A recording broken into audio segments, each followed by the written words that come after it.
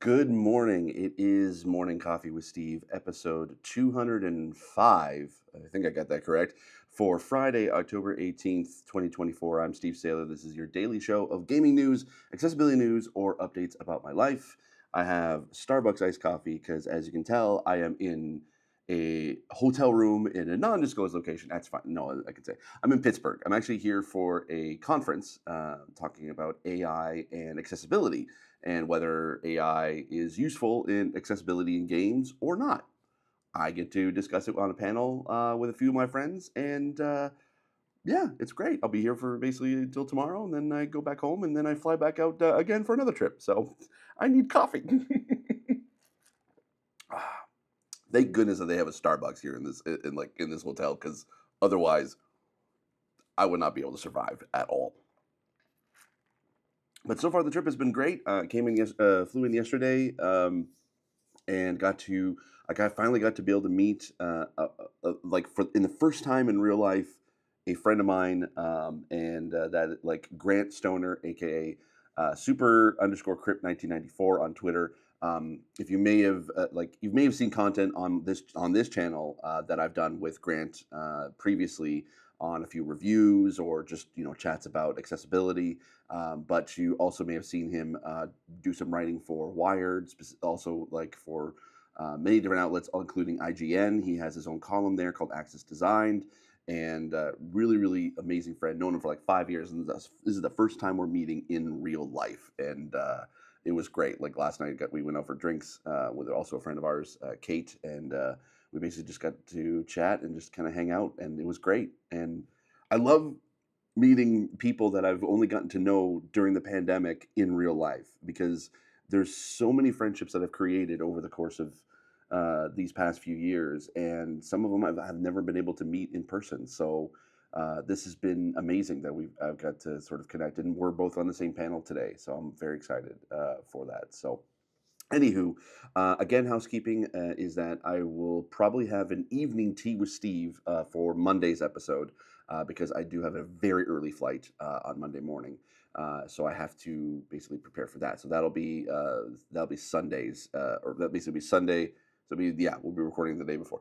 There probably might not be a lot of gaming news. I don't know. I'm going to try as best I can. Uh, anyway, what do you are you okay with this kind of format? Like, I know that like you want, like YouTube, you want to be trending with it comes to stories and stuff, but and you want to be as quick as possible. But the nature of just the way I want to be able to do this show is recording these in the mornings. Is that sometimes I miss news that basically gets posted sometimes at 10 a.m. right when this episode goes live. Are you okay with that? Like, do you prefer that I try to be able to be as quick as possible, or like get with news, or do you feel like, nah, this is old news, I don't really care about it anymore? Because I'm going to be talking about the Xbox partner preview from yesterday and my thoughts on it, but I didn't know if that was something that you were all interested in. Let me know in the comments what you think. Anywho, actually, let us jump into today's news stories. I'm actually going to make sure I've got the right article up here. Yeah, this will be. This is the basically Xbox partner preview, October 24. Everything announced at the showcase. This is from IGN. I don't know who wrote it, unfortunately. I'm doing this in reader mode, so I'm not. Unfortunately, there's no specific author for this. So anyway, the biggest news, gameplay, and trailers about upcoming Xbox games. The latest Xbox showcase is wrapped up, and we saw a mix of new trailers and gameplay for upcoming games arriving on the console and PC. We got some big announcements from partners like Remedy Entertainment, Sega, 505 Games, and more. The event only lasted about 25 minutes, so there was a lot packed into that time frame. So here we go. So first up is the Wu Chang Fallen Feathers is coming in 2025. Wu Chang Fallen Feathers got a new gameplay trailer that showed off a lot of elements that look similar to Black with Wukong. The upcoming action game will be coming sometime in 2025 and Xbox to Xbox X and S and PC, and will be available on Game Pass. We got our first look at the game all this way back in June, and already knew it would be coming to Xbox Game Pass on day one. So this is nothing really new. It's basically just a new trailer with coming in 2025. I don't want to play it here just in case if there's any like copyright strike or whatever, but it definitely does have a Black Myth Wukong kind of vibe to it, which I'm like, okay, sure. didn't really interest me that much. It definitely kind of just looks like another Souls-like game. So you know me and Souls-like games. It's just sometimes they're. I mean, I just wish I could be able to play them. Now this one actually like ended the showcase, but I was very interested in this one. The Control multiplayer game is revealed as FBC Firebreak. Alongside the Alan Wake 2 DLC trailer, which I'll talk about in a minute, we also got our first real look at the multiplayer Control game from Remedy Entertainment titled FBC Firebreak. The new game is a 3-player co-op game that takes place in the same universe as both Control and Alan Wake. This game is coming to Xbox Series X and S, PC, and Game Pass sometime in 2025. I was wondering if this was the canceled multiplayer game. I didn't think so because I knew that they were working on Remedy was working on multiple projects, especially with set in the world of Control. But I think this is this. I'm glad to see that this is this one is not canceled, and that we are getting this next year as a 3-player co-op. Because when I saw the announcement of what that like this could potentially be, I was like, yes, I'm on board. Like here's the thing, I am not a fan of co-op games necessarily. Like I don't really play them that much because I don't really have anybody to be able to play them with that can handle my disability. But I am very curious to be able to see if I can be able to play this with some of my friends.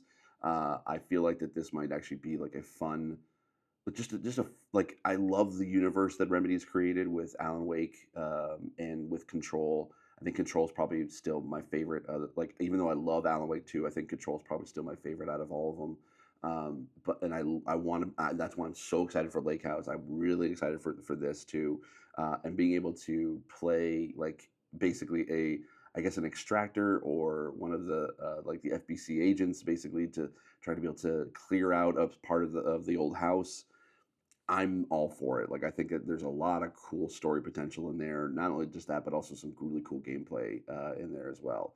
So I'm really excited for this, and Remedy is just killing it right now, and I cannot wait. But speaking of Remedy, of course, Alan Wake 2 DLC gets a new preview. We got a new preview for the upcoming Alan Wake 2 DLC Lake House as darker tone and horror elements. The new DLC is set to arrive on October 22nd, so next week. October 22nd, 2024. If you haven't played the sequel to Alan Wake yourself, it's worth checking out IGN's review of Alan Wake 2 to see why we loved it. This is definitely, like, we kind of knew that this was going to happen. We talked about it yesterday, that this was the leaked date of October 22nd. So it's coming out next Wednesday. Tuesday. It's coming out next Tuesday. Unfortunately, I said in the episode yesterday, I can't play it until I get back home. And that's going to be after Halloween. And I'm so sad. I'm so sad. I just want to play it. But I can't. I gotta wait. It's gonna suck. I hope I don't get spoiled from it. Now, this was a surprise. Chronos: The New Dawn announced. Following the success of the Silent Hill 2 remake, the Bloober team revealed a new sci-fi horror game titled Chronos: The New Dawn. We got a trailer for the upcoming game that features a Bioshock-like person. Yeah, that's true. This game is coming in 2025 for PC and Xbox. This one, if you saw the trailer for this one actually looks really interesting. I did not think that Bloober Team was actually working on a second game other than them working on Silent Hill 2. I thought that was like, I thought the Bloober Team was kind of like one of those like only one type like game studio, like that's all they were focused on. But the fact they've been kind of focusing on this as well, it looks scary, 100%. And you know me, I'm not necessarily a fan of horror games. However, Bloober Team, I've been okay with. The medium was scary, but it was fun for me. I did enjoy that. I do have Silent Hill 2 remake. I haven't played it yet, but I'm looking forward to be able to jump into that and see what the Bloober Team did. And now that they're having a new game, that basically a brand new IP, again, I think, and it just looks interesting. Like I love the look of the main character that you are. Like I really, it kind of has like a Dead Space, but also Bioshock kind of vibe, and I'm very curious to see what that's gonna play like. So I'm looking forward to be able to hearing more about that. And again, it looks like it's coming in next year, so that's right around the corner. Pirate Yakuza gets a new trailer. The upcoming Pirate Yakuza game gets a new trailer, and it looks like it's a combination of a lot of different games, like a Dragon Pirate Yakuza in Hawaii, features elements that look like Skull and Bones and Assassin's Creed, all in one Yakuza-style game. This game is currently set to be released on February 21st, 2025 on PC, PlayStation, and Xbox consoles. This is probably the only Yakuza game that I've seen that I actually do want to be able to play. And it's not to say that Yakuza games are bad. Like I know that there are a lot of like my friends who absolutely love the Yakuza series and will swear by it. They think it's just amazing. And I tried to play Like a Dragon, that like because that came out along with the launch of the Xbox Series X, and that was one of the games I got to review for it. Actually, one of my I do have a review up on this channel of me reviewing Like a Dragon for accessibility, and I understood the concept of it. I understood like kind of the craziness of the Yakuza world. It was just definitely just at the time just wasn't for me. But this game, if you're gonna be like a dragon pirate, you're gonna be a pirate in Yakuza, but also just the crazy wildness of Yakuza, but you're a pirate. And it has that kind of Skull and Bones and Assassin's Creed kind of vibe. It also even has like a little bit of Sea of Thieves. I kind of noticed a bit in there too. This interests me. I'm a big fan of pirates, so this interests me. I'm gonna keep an eye out for this one. This might be the Yakuza game that gets me in to the franchise, even though I may not understand a heck of anything that's going on in there. This may be interesting for me. Stay tuned for that. Are you interested? Do you like the Yakuza series? Let me know in the comments. Animal Well is now available on Xbox. We reviewed Animal Well earlier this year. We absolutely loved it. Now this wonderful puzzle game has come to Xbox, and you can now play the game on the Microsoft console. This is great. Basically, now it's available now. I can't really play the game that much. Unfortunately, just the pixelated sort of look of it, it's kind of hard for me to be able to see. So it's kind of unfortunately just like I've heard many good things about it. So if you can be able to play it, I definitely would recommend it based off of my friends' recommendations. But it's something unfortunately I don't think I can be able to play. Blindfire early access available today. That was as of yesterday. Blindfire is a new shooter game that showcases colorful hooded figures in neon lights. Early access for this game officially starts today for Xbox Series X and S and PC. This one looks interesting, even though I think with the name Blindfire, I think I saw a few folks in the space, like blind players, that were like, "Ooh, this seems cool. I wonder if is it gonna be blind accessible." Just because the word blind is in the title doesn't necessarily mean that it is accessible. Unfortunately, looking at the trailer, it definitely looks like it's very dark. I think it's basically that's the kind of the motif they're going for, is that it's extremely dark and there's not a lot of light. So I'd be very curious to see what they do to sort of compensate for that, or if there is blind accessibility. It is available now. If you have tried it out, let me know again in the comments. I don't think I'll probably be able to get to this until much later, but I would love to be able to hear your thoughts or anyone else's thoughts. If you're blind and you want to be able to play this and you find that you can, let me know as well. I'm just very curious about a lot of things today. Mouse PI for Hire is coming in 2025. You've probably might seen this game before. This one actually I was interested in. It has a very like old school Disney animation, like kind of Cuphead style sort of gameplay, but it's first person shooter. With a cartoon style, it looks a lot like a mix between old Mickey Mouse cartoons and Cuphead. Mouse PI for Hire is surprisingly a first person shooter. The new game is coming to Xbox Series X and S and PC sometime in 2025. I can't remember if you can be able to play a demo of this on Steam right now. I know I've seen this. It was announced for PC for a while, and I don't know if if it's in early access or not. But this was one that I definitely have on my wish list to be able to play for sure. I just think that the art style is just dope, and I would love to be able to have like a first person shooter in this kind of like animation. Like it's pretty cool. The Legend of Baboo announced for 2025. We got a first trailer and announcement for The Legend of Baboo, which will be arriving in 2025. You play as both the young protagonist Sephir, that's how hopefully that's pronounced it, and his dog Baboo. This dog looks so dang cute. I'm sorry, like it looks so big and fluffy. I just want to just cuddle them all up. This new game will be available on Xbox and consoles and PC when it arrives next year, and you can wishlist it today. Eden Zero, this one is it's coming 2025. It's another kind of it's based on the manga by Hiro Mishima, author of Fairy Tail and Rave Master. It comes Eden Zero. We got a trailer for the upcoming game that showed off the characters and some of their powers. It looks like very much like a JRPG.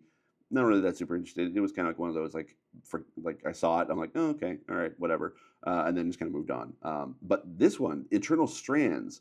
We got a new trailer for Eternal Strands and an upcoming action game that heavily features nature elements. You fight with fire, ice, and a giant sword. This new game is coming sometime in early 2025 to Xbox Series X and S, and will be available on Game Pass. I've seen previews of this actually, even on IGN. They've had like an IGN first of this, and It kind of has a Immortals Phoenix Rising kind of vibe, but it says that you can be able to do everything. Like everything in the world is like you can interact with or will react to what you're doing, like whether you using fire, ice, and just how you attack different enemies and stuff like that. Um, and I think I've heard from some devs that there may potentially be some like at least I've heard some rumblings that there may like I don't know if there'll be any accessibility in it, but I've have heard some rumblings that they do care about accessibility, or at least the folks that who are working on the team have cared about accessibility. So I'm very this one is kind of like on my radar for sure. Mistfall Hunter, we got to look at gameplay for the upcoming Souls-like Mistfall Hunter. The new game comes from Bell Ring Games and looks like it features a lot of elements similar to Elden Ring. Mistfall Hunter will be coming to Xbox Series X and S and PC in 2025. This one is like a combination of a roguelike with a Souls-like. So I'm not curious to see what this is going to play like. I'm going to have to wait and see what other folks have kind of say about it, but whatever. Wheel World announced for early 2025. Xbox unveiled a new bicycle racing game that will be coming to Xbox Game Pass next year. The trailer for Wheel World features a cartoony style and a bunch of different bike options and races through colorful lands. The new bike racing game will be coming in early 2025 to Xbox Series X and S, PC, and Game Pass. So this used to be Ghost Bike. But it's been rebranded as Wheel World instead. And this one has definitely a vibe of like Roller Dome. I think it came out last year. It was like that roller skating kind of combat game. This one looks like it's going to be like a bike racing game, but a little bit more than that. So, and it has that kind of like art style too. So I'm curious. Also, Phasmophobia is coming to Xbox in October.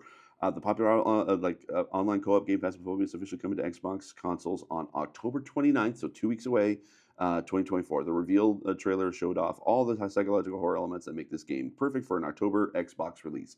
Yeah, I've noticed that actually the theme for this previous showcase was a lot of horror games. I mean, it makes sense for October, but they definitely knew what they were like. You could tell that they knew that this was going to be the date that they were going to do this preview because of just like the stack of like different horror games in this. So Nautica 2 early access announced. That was announced for access in 2025.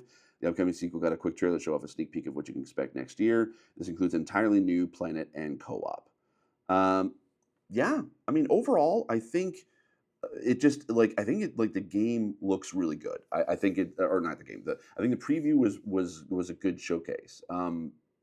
Would I've like any of the predictions that I had about any of the Xbox specific stuff came true? No, not even close. However, I think that it's still. I think it. I don't think that, like now, kind of watching it back again, I kind of take back some of the expectations that I had for it. Obviously, none of them came true. Like any of the Xbox stuff didn't come true. Like I wish that there was a bit of like a specific Xbox announcements. But you know what? I have to eat my own words. They were there specifically to showcase some of some of their partners games, and they had some pretty good partners lined up for this. I think the announcement of two Remedy projects, which is great. I love that. We got a few games that were released today. We got a few looks into games that are coming in 2025, including some brand new games we hadn't heard of before. So I think it was just a solid showcase all around. And I usually I love these kind of partner showcases because it means that I'm just curious to see who's going to be able to partner up with Xbox in the future, and you can kind of see like the you kind of see the caliber of the kind of talent that Xbox is trying to recruit to be able to make games for their platform. Obviously some of these games are coming to multiple consoles, including PlayStation, and that's not to say that basically Xbox can't like lock in exclusives for the platform from their partners. Um, but I think it's just a solid it shows that the partners definitely care about Xbox enough that they're like, yes, we will announce on your own platform essentially. Like the fact that they like Remedy trusts them to be like, hey, we're going to give you the announcement of the release date of Lake House, which they could have easily done on their own, but they decided to go with Xbox, and the announcement of the Remedy co-op, like the Control co-op game. That show like that you can see is like, okay, Remedy definitely like is either I mean, of course they probably got paid for it. like, and that money definitely goes into development, and I think that that's great. But I think that it's like that they trust Xbox enough to be able to be like, okay, you're basically going to get the two big announcements for us right now, and that's great. I think that's awesome, and I just like I again I when Xbox is executing on their own hype, they do well. They know how to communicate to their audience. They know how what they need to do in order to be able to market to their audience. It's when they are not. That's what like that like when they're stumbling over their own words sometimes, and they're stumbling over leaks and stuff that just kind of blow out of proportion. That's when Xbox like folds, and it just they need to like they if they can keep creating more moments like this, they're gonna do well in the future. But if the year basically like because they've had the showcase and this, and I think there was a developer preview. Yeah, beginning of this year, there's a developer direct. Those three things are great for Xbox. They just had some really crappy news that outweighed all of that, and more of like it just basically it just they had more losses in their column in that column than wins, and they need to reverse that. Xbox needs to reverse that, and they need to to do something. Again, I don't know. We'll see come next year because it looks like Xbox is going to be doing a lot for like releasing a lot of games next year. So hopefully they'll be able to get on top and be able to show like, yeah, Xbox is here to stay. I hope so because again, I like Xbox. I want to see more competition in the space, and Xbox has been a brand that I've enjoyed for 20 years, and so I want to see it succeed.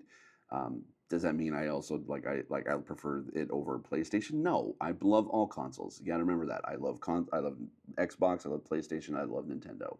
I am platform agnostic, even though I am on the PlayStation Playmakers program and I have been on the Xbox MVP program.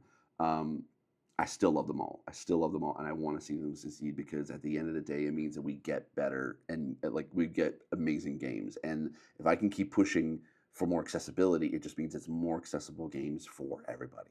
That's basically it. All right, that's kind of where I'm going to end today's episode. I hope it's okay. I'm trying to keep it short. I did have two other stories that I was going to do, but I'm like, it's already 22 minutes, and I have other things I have to basically to do before I head over to the conference. So.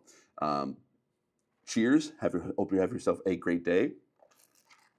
And I hope you have a great weekend. And yeah, if you love these videos, please subscribe. I'd love to be able to keep doing more of these news type videos.